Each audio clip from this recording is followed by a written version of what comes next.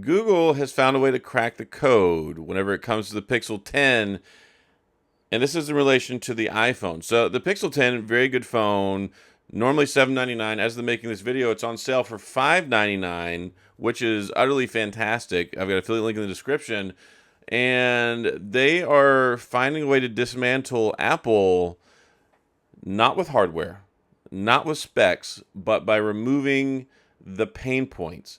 A lot of people, and when they're polled, talk about, okay, would you leave an iPhone if you had a lot of the iPhone stuff over on an Android phone? Because a lot of people are not so much tied in to the phone because they just love the phone so much. They've just used it for so long, but they're afraid to leave. They're afraid to leave because they're not going to have their group chats anymore. They're afraid to leave because they're going to lose things like AirDrop, and they won't be able to use, like, send their files back and forth if they've got a MacBook or an iPad or a Mac, things like that.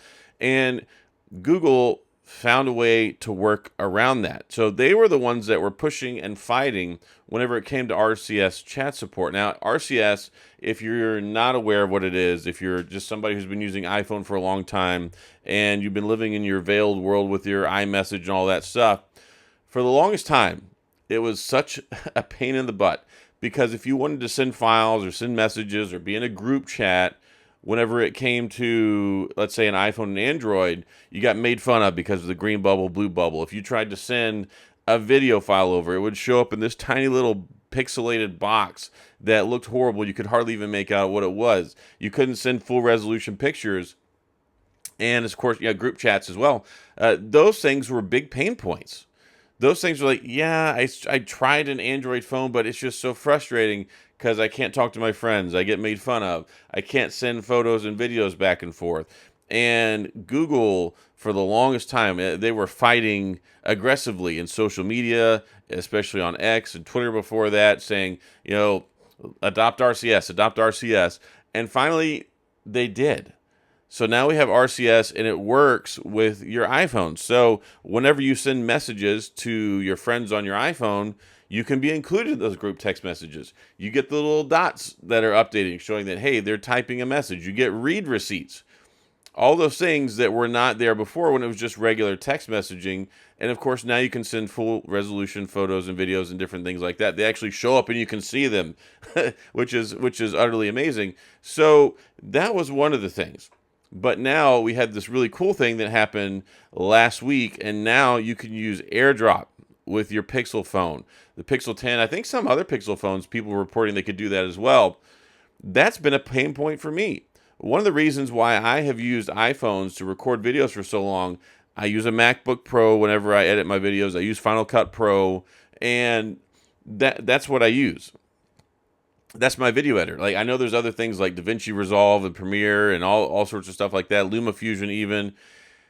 I don't use those. It's like another language. Whenever you have to try and make videos, like this is what I do for a living, I don't want to go use a PC, try out a different editing software, pay another licensing fee, and that's the beauty of Final Cut Pro. You one-stop shop. Like, you pay the $3.99 or whatever, and it's good for forever. I paid for my Final Cut Pro prescription subscription like 4 or 5 years ago, and I knew cameras weren't for me. Like, I am not very good at a lot of this stuff. Like, you look at my videos, they're very simple, they're very straightforward. I'm almost 42 years old now. It's hard to teach this old dog new tricks whenever it comes to that stuff. Like, I'm not flashy. I don't have the imagination. I'm not making videos like MKBHD. You guys show up and you support me because of what I have to say. Yeah, y'all don't show up because of my shiny forehead, my receding hairline, my bland videos. You show up because you trust what I have to say. You appreciate my opinions and my honesty and my straightforwardness.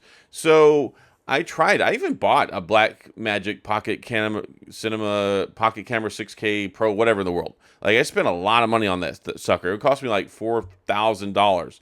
And I tried making videos with it. It was just such a hassle.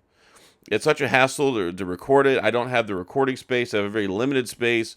I use like a phone-mounted little camera arm that holds my iPhone in front of me, and I record with a selfie camera. So that's why my videos look the way they do. But because of simplicity, whenever I edit, it takes me 5 minutes to edit. It's very, very simple for me to edit. and I just AirDrop the file straight over. It used to be so frustrating trying to drag and drop stuff, plugging my phone in, because I started off recording with the Samsung Galaxy S8.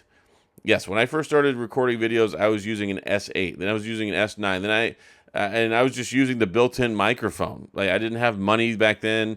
I didn't have money to buy any of this stuff. I was like, look, I just want to make the videos, and I'm going to do it my best. I didn't even edit back then. Like, I just talked.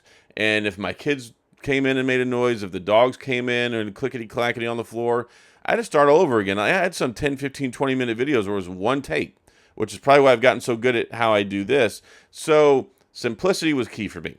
Well, AirDrop is very important to a lot of people. They use it for work. They use it for casual stuff. They use it for school. They use it to send stuff back and forth with their friends.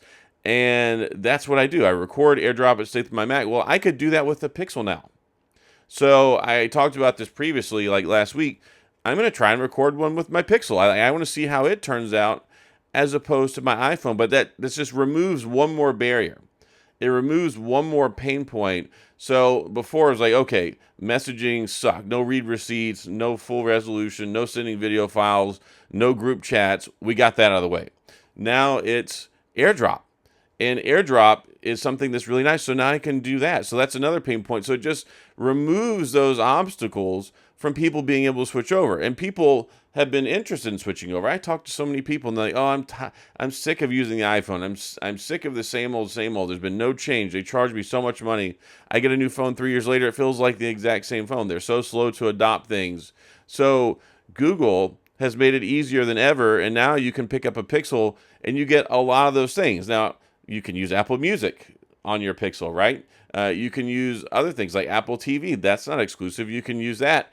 And they're just slowly taking away these things that made that veiled wall of exclusivity with the Apple phone where you had to have one. You don't necessarily have to have one for a lot of that stuff anymore. And the other beautiful thing was coming up with AI features. Like, remember when they put Circle to Search and we finally got that with the iPhone? And now you can use Gemini on your iPhone. And people really believe in Gemini. And Apple has been so terrible with Siri in so long. They promised us this new conversational Siri 2.0. We got promised that, and they demonstrated it in the commercials, which were false advertisement, when it came to the iPhone 16. Well, we were removing those pain points, and we're getting some of the Pixel stuff onto the iPhone. My son, he loves Gemini, and he uses it with his iPhone all the time.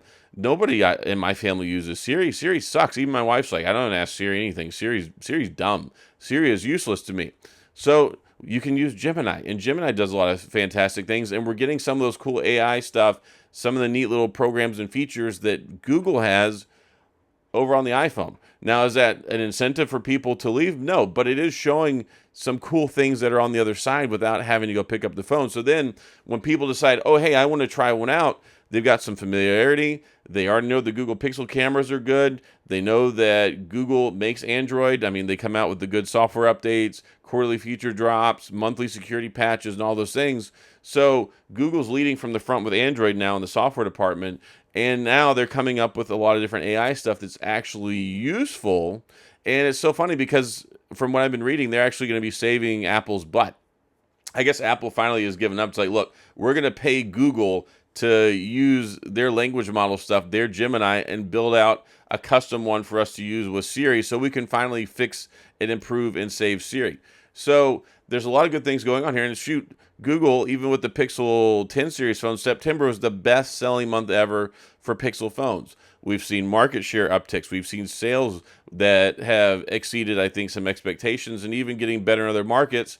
And some of the exclusive U.S. features that we had that were Pixel, one of the big pain points people had was, okay, yeah, the Google features are cool, but they're not available in my country, and they're slowly starting to roll out to other countries. So this just makes the Pixel phones more viable than ever. They found a way because Samsung's like, all right, we can't get people to leave Apple for Samsung unless we do crazy stuff like a 200 megapixel camera or a 108 megapixel camera or some of the other stuff they come out with over the last couple of years, or even like a bigger battery. But that's not even as much of a selling point anymore because the iPhone 17 Pro Max battery is basically the same size as the S25 Ultra.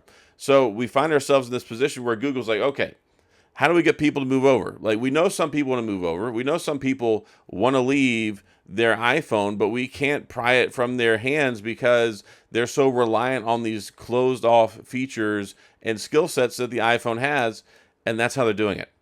And they're making a good phone. I mean, I love the Pixel 10 series phones, and the Pixel 10, $599 right now as of the making of this video. During the Black Friday, these sales here in November, $599, $200 off. Normally $799. Phone's only a few months old. And then we look at the Pixel 10 Pro, it's $749.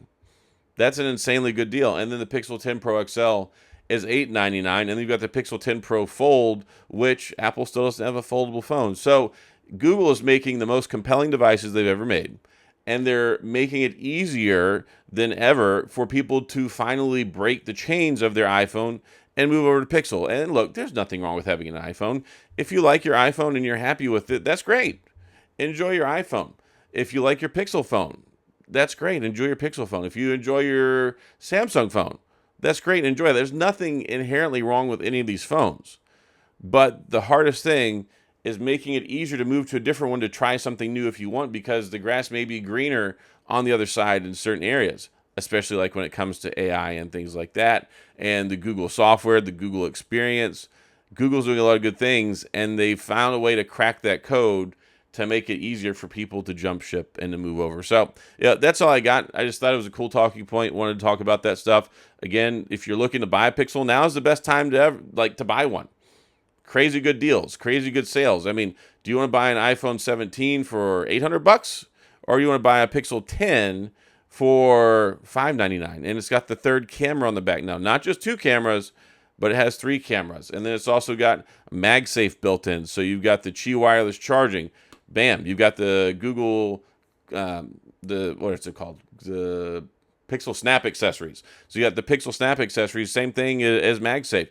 You can even use existing Qi accessories to put them on the back. So that's another thing. People love the Qi wireless charging. You could just snap it onto the phone. You can do that with the Pixel. So they found a lot of these ingenious ways where it's not like, okay, it's not about the horsepower. It's not about having 5 cameras. It's not about having the best camera. It's not about this. It's removing those pain points and making it comfortable and familiar and exciting to move over because you can still use those same things. So that's all I got. If you have any questions, comments, gripes, concerns, complaints, all that stuff, please, of course, go to the comment section. I'll do my best to get back with you. If you enjoy the video, please hit the like and the subscribe button and the little notification bell if you want updates when new videos come out. And happy Thanksgiving. Today, the publishing of this video, it is Thanksgiving. If you're in the United States or anywhere else where you celebrate Thanksgiving, happy Thanksgiving. So many things to be thankful for. Thankful for family. Thankful for good health. Good food, which I had the last couple of days. Sorry about posting those. I get excited about it stuff. And I'm not going to make a cooking channel. I love to barbecue. I love to do that stuff. But I get excited. I wanted to share the photos. I cooked for 38 people all by myself, which is a lot.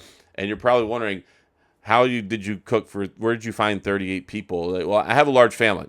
I have 8 siblings. They have wives, kids, children. I mean, my wife and I, we have 6 kids. My other brother has 4 kids. My other brother has 3. My sister has 2. And then my dad and his wife, and then my grandmother and some other family. So we traveled out of town. We had like a family reunion. It's called Jellystone Park. They've got a couple of them here in Texas, and they've got like the little tiny homes and little condo things that you can rent out. So we had a couple of good days where we got to visit, spend time together. I cooked all that food for everybody so they could enjoy it and nobody else had to worry about it. So I worked myself to death, but it was a wonderful time. If you want to see the food pictures, you can go check out my YouTube community post. Yeah, sorry I inundated y'all with my food pictures, but I was excited about it. It turned out really good. Hopefully your Thanksgiving turns out really good and you have a wonderful time. And if nothing else, hopefully you get to spend the day off. So that's all I got. Oh, and I'm thankful for you guys. And I say that I haven't done a thankful post on YouTube in a while. I genuinely am, from the bottom of my heart, thankful for all you fine folks that show up, watch my videos day in and day out, support the channel using affiliate links, leaving thoughtful comments, engaging, all those wonderful things. I never in my wildest dreams thought that I would be able to do this for a living. I mean, I remember back when I started, I told my wife, my goal when I started 7 years ago was, look, I just want to get like 20,000 subscribers maybe after like 5 years.